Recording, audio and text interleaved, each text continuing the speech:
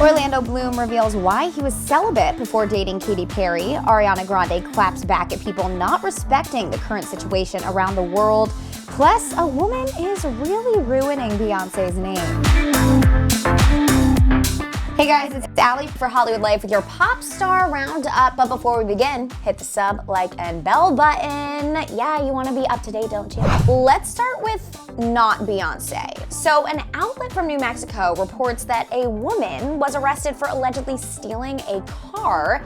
And while she claimed to be Beyonce, her papers showed otherwise. Don't steal, but also don't steal and call yourself Beyonce while sitting in a gold 2000 Saturn. Switching gears to Katy Perry, recall she and Orlando Bloom had a wedding planned in Japan for later in the summer.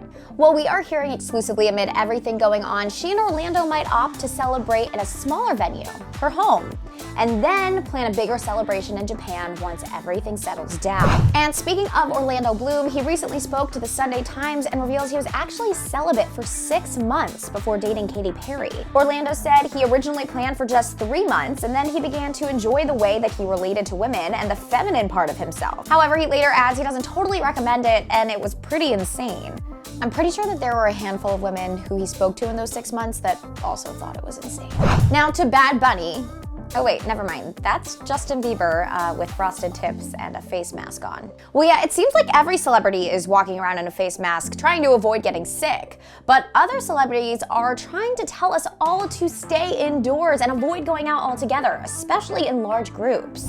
Taylor Swift took to her Instagram stories telling fans to isolate themselves and avoid gatherings as much as they can to not only prevent themselves from getting sick, but others who are more vulnerable. Miley Cyrus made a big effort to tell her fans not to hoard items because it could leave many without essentials that they need to get by. Ariana Grande also chimed in. Chimed in might not be the right word because she went on a rant. Ari posted a message aimed at people who are going into this whole thing with the mindset that they're not really affected because they're young. She reminds everyone that the situation actually does affect everybody.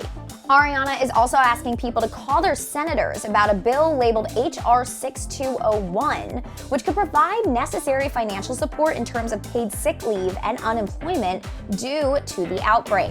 But all right, guys, that's the pop news for today. Don't forget to hit the sub, like, and bell button and follow me on social media at Allie for pics of my dog.